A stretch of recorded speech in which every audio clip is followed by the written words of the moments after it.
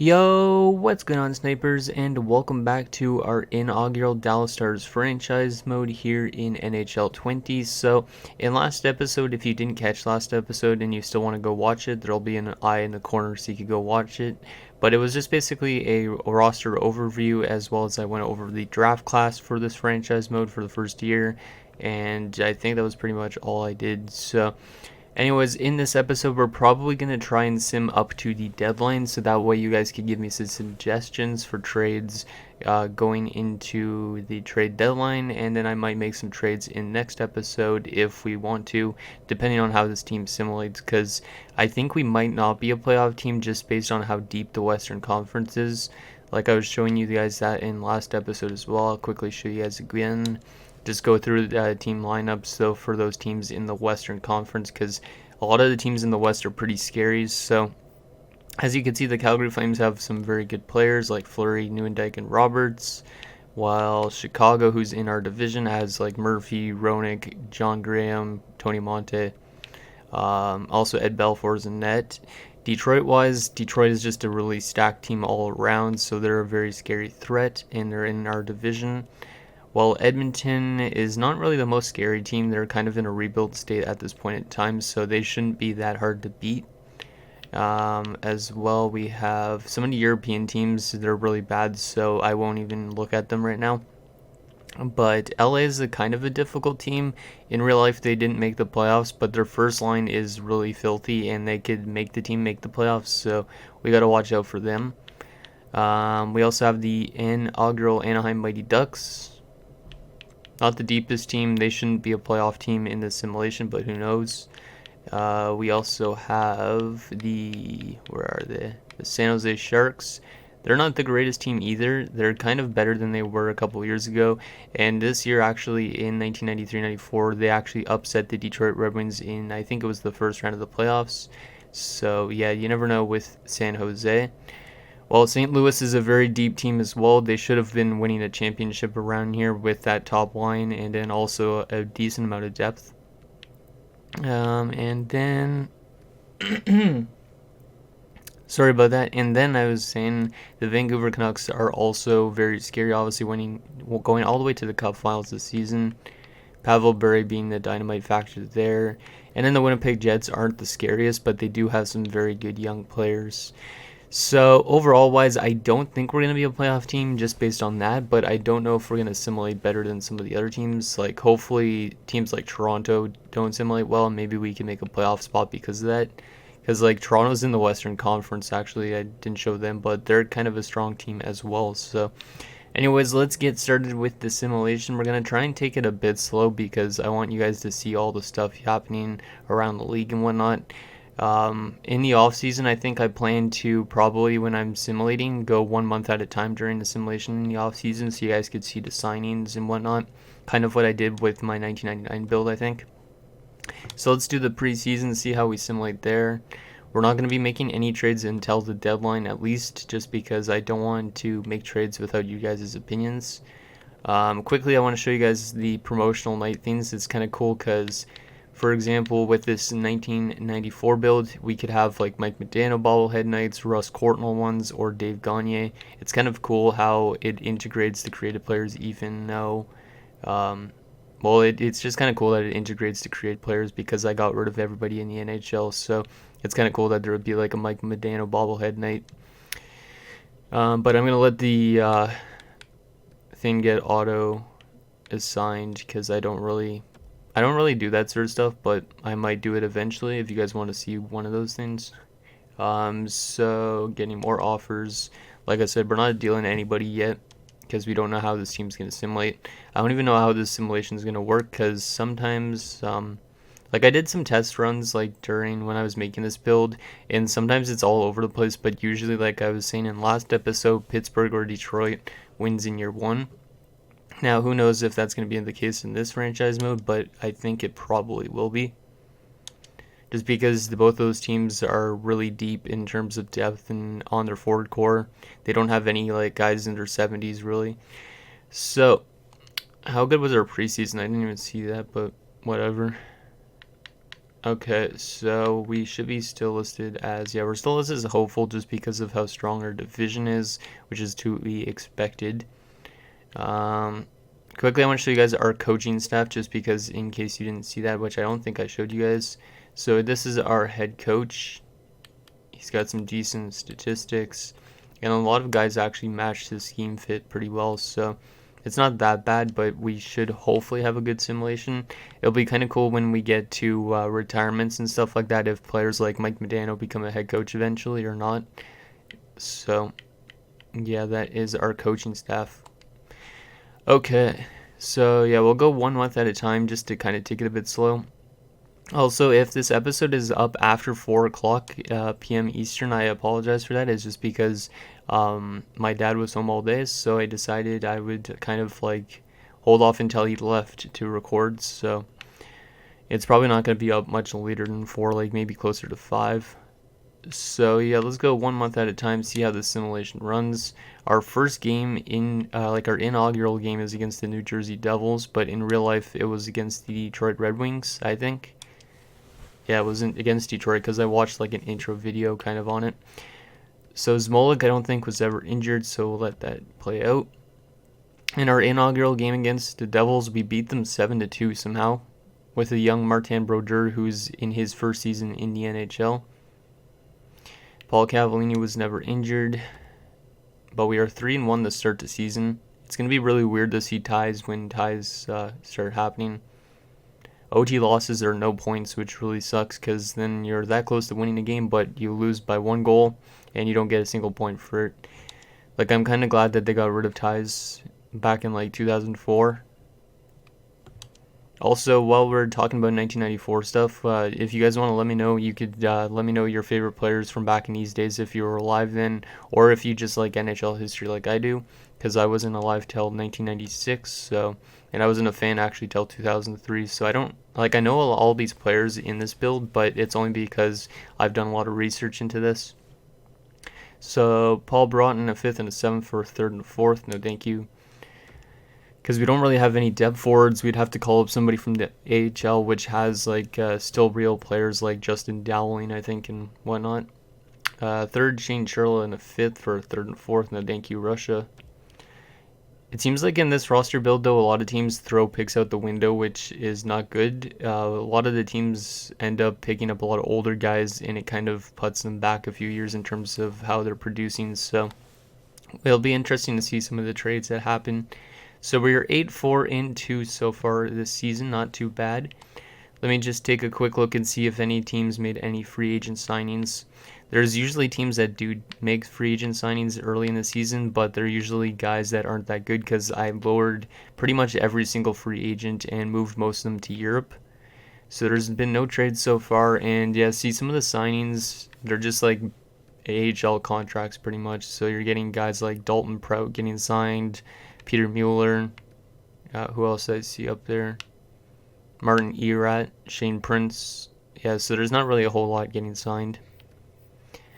It's going to be interesting though when we get to the offseason because when I was doing some test runs actually in free agency, it seems like a lot of teams actually qualify players. So, well, not qualify, like, well, yeah, I guess qualifying offers. So, like, for example, like Vancouver would have Pavel Bure as an RFA, and some team would come along and give him an offer sheet, is what I mean.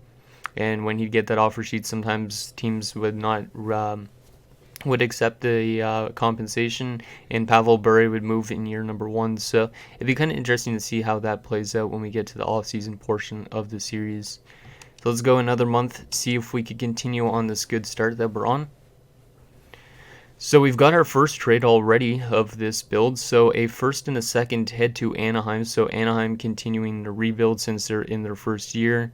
And they get rid of Bobby Dallas and Troy Loney to Vancouver. So it looks like Vancouver's loading up on guys to go for a playoff run, which is realistic. And they're getting rid of 2 picks to the Anaheim Ducks, or Anaheim Mighty Ducks, that need those picks probably to get some good prospects into the future. They do have Paul Kariya, who is unsigned to start this build, but I think they probably will sign him by the end of the season. And Detroit's already fired their head coach. That is weird. Huh. Okay, I didn't expect Detroit to be off to that bad of a start with that deep of a roster, but they'll probably find their footing easily. So come back to this when Detroit probably wins the cup or goes to the finals this year, I feel like still. So I just don't know why they fired their head coach. Interesting.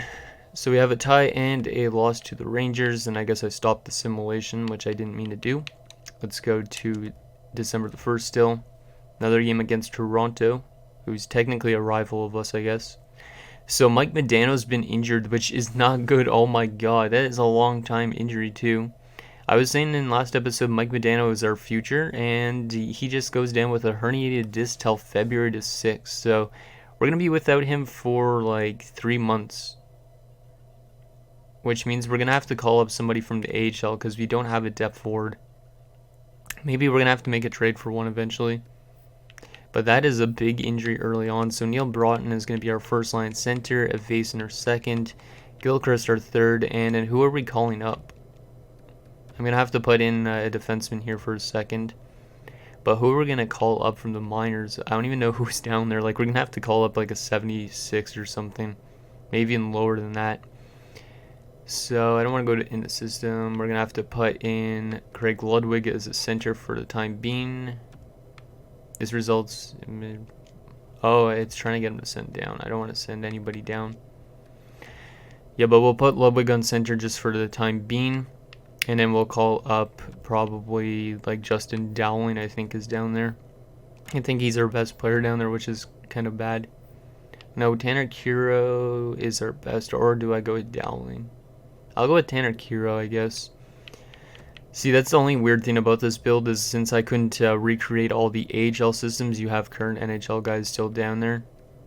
Joel Hanley, I think I got rid of his potential, right? Yeah, I got rid of his potential. Oh no, he wasn't. That's not. Guy doesn't even have potential. Never mind. I'm getting him mixed up with Thomas Harley, I think. So we'll call up Kiro and we'll pop him into the fourth line. Oh, this is so weird. So I'll just go best lines down there in the minors. I did not expect to lose Modano that early. And then we'll go like this and put in Kiro. And I'm going to have to get rid of Kiro off the like power play lines and stuff like that. I apologize for all these roster changes, but like I said, I did not expect it all for Mike Modano to go down that easily. Okay, so we'll put in who here? Neil Broughton. Yeah, I guess. You know, I'll leave Kiro still there for the rest of it just because it's going to be easier to make a line change with. But that could still hurt us in the long run because Mike's out all the way till February, which is quite a long time. That's almost near the trade deadline, I believe. So we somehow win our first game without Modano, but then we lose to the Jets, which are not a good team to lose to. So one of the New York-based teams, I don't know if it's the Rangers or the Islanders, I would assume the Rangers, have acquired Tony Tanti, so former Vancouver Canuck, from the German team for 2 first-round picks. Wow. Didn't think Tony Tanti would fetch that much, but that's kind of interesting. And I went stop simulation again, which I did not mean to do. Yeah, this episode might be a bit longer just because I plan to still go up to the trade deadline. I might stop it maybe like before Mike Modano comes back, so like mid-January, and then you guys could give me some suggestions for trades if you think we should make some trades. Just because I think we definitely need a depth forward of some sort because we don't have any at the moment. And Richard Matvichuk has been injured till November 28th, which is not long-term, but Ludwig will go into the lineup. At least that gives him some ice time because he has not played at all yet this season. But we are kind of struggling as of late, but then we do beat Russia 5-0. And Matvichuk is back in the lineup, which is good. We want to play Matvichuk as much as we can because Matvichuk has better potential and he's younger than Ludwig by quite a bit. So there you go, Matvichuk back in. Game against St. Louis is a 6-4 loss. So we are now 12-12, 1-2, which is not very good. So yeah, we did definitely drop off quite a bit because of that month. And Detroit is almost back to 500, so that no coach is definitely helping them out.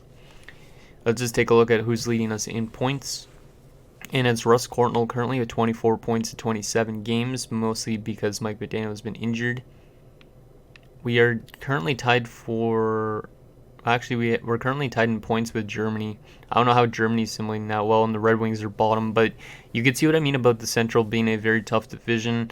The Blues are on top with 43. Then it goes really tight between second place and last place. It's only a 9-point differential between Toronto and the Red Wings.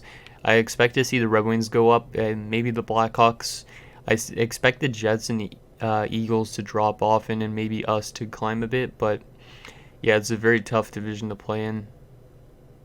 Also, the Atlantic looks pretty tough too. The Islanders are actually number 1 in the league, it looks like, almost at this point. Same with the Canucks. So the two teams that might have made deals. I don't know if it was the Islanders or the Rangers. Let's actually take a look and see if there was any other trades, because it only lets you know about the big ones. Was there any other trades? No, there was not. Those are the only 2 deals so far, and it was the Rangers that acquired Tony Tanti. Interesting. Rangers and Canucks making moves both around the same time. It's kind of neat.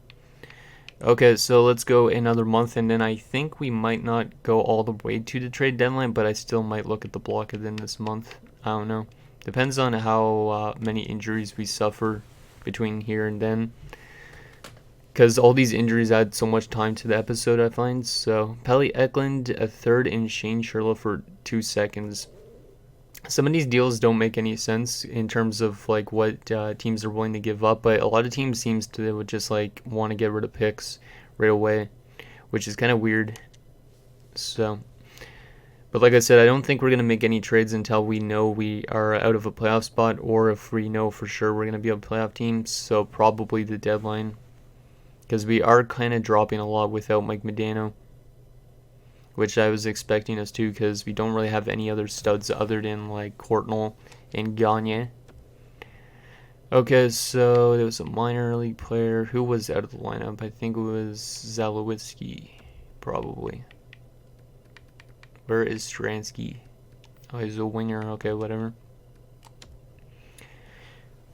Hopefully this team, once Mike Modano comes back, can start simulating a bit better. But like I said, if we don't make the playoffs in year 1, it's not the end of the world, because there's a pretty deep draft, and we could get like somebody like Daniel Alfredson. We could get a goaltender like Evgeny Nabokov. There's tons of options available at this draft. So, and we're starting to win more games now. 4 of our last 5. Mike McPhee and Shane Sherlock for 2 seconds. Now, like I was saying, these offers are not that bad. Like, I would take these offers probably, but at the same time, we'd be having to call up guys from the AHL, and like nobody's above like a 73 or 74, so it's kind of guaranteeing us not to make the playoffs if we do deals like that. Okay, so yeah, we're definitely playing a lot better this month. We got to 18-18, 2-2. That's such a weird record, saying that like multiple times, but okay. Let's take a look at the standings quickly. So we are still out of a playoff spot, yeah, and the Red Wings are back into a playoff spot, as I was expecting them to be. So currently the St. Louis Blues are the top team in the league with 59 points, it looks like. And Russ Courtnall is point per game, so he's doing his best without Mike Modano. Where are we in the episode already? Almost 20 minutes. Yeah, we'll go to February the 1st, and then I'll take a look at the trading block. I'll show you guys again the draft class just in case anything has changed. And then maybe progress reports. I don't know if we want to do progress reports yet or not. But just so you guys could get a feel for what's happening around the league. Maybe I'll show you guys actually the stats as well so far for the season, so you guys can kind of see how some players are simulating. Joel Hanley I don't think was ever injured, but it doesn't really matter, because the AHL in this doesn't really matter at all until you start getting good prospects. So after year 1 it starts being more important. But yeah, Mike Modano should be back within 4 weeks almost from, yeah, right from there, 4 weeks. I'm surprised that we're actually staying close enough to 500 without Mike Modano, because like I was saying, this team is not the deepest on forwards, but we're not that bad. So John Nyberg's been injured in the minors. Replace him. We are dropping more games this month though. 5 of our last 6 it looks like. McPhee a third, and Dowling for a second and a second. Oh, thank you. It's just weird that teams are willing to throw out seconds and firsts for guys like that. Mark Tenerty was never injured. No thank you, Pittsburgh. Yeah, we're bottom of our division now. Yeah, this division is very, very tough. And like I was saying, like in last episode, I don't really know if this team is going to be that good right out of the gate. But hopefully, with like a few drafts and stuff like that, hopefully that helps us become more of an elite team. Because right now, at the time, we have like some good young guys, but we aren't necessarily like a cup contender. We're still hopeful, as it says on our status. So. Okay, so we have one more game, or two more games actually, before the end of the month. I'm not going to accept any trades yet, but like I said, I'll show you guys the trading blocks for all the teams after we get through this. So, game against Tampa Bay, we should be able to beat them, and we do good. Game against Washington, we're getting offered Jimmy Waite, who's a backup goalie, but I don't really need him because we have Darcy Wakaluk as our backup. We lose to Washington, so we're now 20-26, 2-2. So bottom of our division, not a good spot to be in, but it's mostly due to that Mike Modano injury, I think. So this is probably where we're going to stop the simulation. But currently we are at 42 points. We are currently like bottom 6, I think, in the league. The worst team simulating so far is Russia, it looks like, with 27 points. Then it looks like it is, who was it? Yeah, Finland. And then it looks like Ottawa is one of the worst teams as well, which makes sense. So yeah, let's take a look at player stats and all that so far for the season, and then I'll show you guys the trading block and all that so you guys can suggest me some trades for next episode. So center-wise, currently Modano had 21 points in 17 games before his injury, so he was a huge loss because he was over point per game. Broughton's got 40 points in 50 games, so he's doing pretty good as a replacement for a first-liner. Evason's got 19 points, Gilchrist 13, and Tanner Kiro has 7 points. Left wing wise, Gagne's got 41, Trent Klatt's got 28, maybe a bit over simulating because he's not supposed to be that good. Pelly Eklund's got 16 points, and Mike McPhee's got 15 points. Right wing wise, Russ Courtnall's got 46, so he's doing pretty well, but he should be scoring a bit more goals because he was kind of more of a guy that could score goals and pass the puck, but I don't know if it might have been him or his brother because I kind of get the two mixed up sometimes, but whatever. Mike Craig 18 points, Broughton 11 points, and Churla's only got 5 points, and somehow even though he's an enforcer, he's only got 38 penalty minutes. As for defenseman, Cavallini's got 24 points, Tenorti's got 14 points, but he's a minus 24, which is really bad. Ledyard's got 12, Hatcher's got 11 but a minus 22, Mafijuk's got only 5 points, Smolik's got 4, and Ludwig's got 1 goal in 3 games. As for goaltending, Andy Moog has been really good actually. That's pretty good for simulating, 917 save percentage and a 2.52, while Darcy Wakaluk has kind of dropped the ball as a backup, 6-11-1 with a 908 and a 2.89. Let's take a quick look at the entire league for points just because I want to see how guys are simulating around the league. So Wayne Gretzky's got 74 points in 52 games, realistic for sure, because he had like 120 or 130 points that year, but he was a minus 24. Looks like LA must be over simulating. Yager's got 64 points, Lemieux's got 64 points, Neely, Bure. It's pretty realistic simulation in terms of who's up there in points, but there is a lot more guys that are over point per game than there was in real life, so maybe I should have put the scoring to low instead of medium. I don't know if that would have made a difference. As for defensemen, who's leading a defenseman? Al McInnes is almost point per game. Damn, but only a +2. Brian Leach is also up there, which makes sense. Goaltending wise, the best goalie so far is Curtis Joseph, 27-8-1. Wow, he's probably going to win the Vezina this season. Marty Brodeur's also been playing pretty good for his first season. I don't know if he's going to win the Calder because of that, because I don't really see goalies winning much, like awards and whatnot. And then let's take a quick look at the standings. We're not going to take an in-depth look, but I just want to see where teams are in terms of where they're seated. So St. Louis is number 1, Pittsburgh number 2. Vancouver, the Islanders, the Canadiens. Yeah, some of these teams are a bit over simulating, but hopefully the next like half of the season kind of makes it a bit more realistic.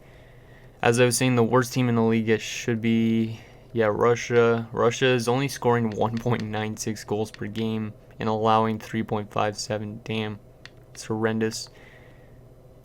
Yeah, Russia's got the worst goals against, and the best goals against currently is the Blues. The best goals for currently is the Penguins, and the worst is currently Russia. Okay, so let's quickly take a look at the trading block around the league just to see who's been put on the block, and maybe we want to trade for somebody to kind of help us out a bit, because if we want to make the playoffs, we got to start making trades now, because we're just below 500, and we're 2-8 in our last 10 as well. Like, we're only 8 points back of that last wildcard spot, so anything is possible in the next 32 games, I guess. So let's take a look at that. Let's see. Trading block. I'm curious to see who's on the block. Okay, so Mark Ferner. Is it Mark Ferner? I can't remember. Yeah, Mark Ferner's on the block. He's more of a depth defenseman, which we already kind of have in Craig Ludwig. Boston's got nothing really on the block. Grant Fuhr's on the block, but we already do have a backup. But Grant Fuhr, no, he's not simulating the greatest, actually. 4-4-0. Interesting. So Grant Fuhr's on the block. Nothing really there. Nothing really there. A lot of teams just willing to give up picks and prospects that have no potential. Edmonton's got Mike Stapleton on the block. That's not bad. He'd be a good depth guy to bring in. He's got 3 points in 2 games. Yeah, he could be a depth guy that we could potentially trade for, but I don't know what that's going to cost us, because it might cost us like a second round pick in this type of GM mode, so who knows. Finland's got Arto Javinen on the block. Another solid depth guy. And he is actually getting playing time in Finland, 27 points in 52 games. Not too bad for 79. Florida's got nothing. Germany has Vinci Sebic on the block. He's more of a depth defenseman. Same with Ron Fisher and Matt Donovan, who's in the minors. Brad McCrimmon is on the block. He's more of a top 6 defenseman, kind of like Craig Ludwig. But I think he simulates a bit better. Los Angeles has Dave Taylor on the block, who's probably in his last season in the NHL. I don't expect to really trade for somebody like him, even though he was a really good player in real life. Montreal has nothing. New Jersey has nothing. Yeah, it seems like a lot of teams are just willing to give up AHLers, except for the Islanders. Now, these are some interesting guys that we could potentially move or acquire. But the thing is, we have to give up probably quite a bit. So Tom Curvers, who I think was up there in defensive scoring, he's on the block at 1 year left, 85 overall. He's got over 40 points this year. He'd be a good acquisition on the blue line, but I don't know who we would have to take out. There's also Ewe Krupp, who would be pretty solid too. He's a plus 14 this season. And then also Keith Acton is on the block. He's more of a fourth liner, I think. Yeah, but he's also pretty solid defensively, it looks like. Who else is on the block? Anything else interesting? Rob Zettler, another depth defenseman. Quebec has nothing. Russia has nothing. San Jose has Todd Ellick on the block. Now, that's a good player, or a solid player. 20-something points this season. He's more physical, though. Bob Erie's on the block. 30 years old, though. And Jeff Norton is also on the block. As for the Blues, they have nothing on the block. Sweden has nothing. Tampa Bay has Wendell Young, who's a backup goalie on the block. Mark Bureau, who's more of a fourth line / depth guy. And that's bad. Toronto, nothing. Vancouver, nothing. Washington has Craig Berube on the block. St. Louis Blues coach. More of a physical guy as well. And Winnipeg has Stefan Beauregard on the block. So there isn't a whole lot on the block. So I don't know if we just want to, like, in next episode, continue to sim out the season, and maybe when Mike Modano comes back, he gives his team enough push to get into the playoffs. But like I said, if we miss the playoffs, it's not a whole lot of bad, because with this draft class, we could potentially get somebody really good, because like there's Alfredson still, Lafreniere, Eliash, Smith, Hayduke. Like, I think these two are high top 6 forwards. Eliash is an elite player. Alfredson's high elite. And then I think I also made Kurtz Drury a top 6 forward. And then goalie-wise, if we want to find a future goalie, we got a starter, we got another starter, we got an elite goaltender, a fringe starter, I think, and then 2 more starters, I think, as well. So there's definitely a lot of stuff we could go for in terms of the draft, and we don't necessarily have to make trades in next episode, but if you guys think of any trades to do that could help benefit this team, let me know, because I might be willing to do so in next episode. Quickly, let's just take a look at our progress reports to see if anybody's dropping off, because somebody might retire soon, you never know. Just because I'm curious about that. So Grant Ledyard might be on the decline, and then Maffichuk looks like he might be growing, so that's kind of good in a sense because Ledyard is making quite a bit of money. As for goalies, there's no decline or anything, and yeah, the AHL, we don't have any good potential prospects at all like the rest of the league. So anyways, let me know what you guys think down below for potential trades, all that stuff down below, and I'll see you guys in the next one.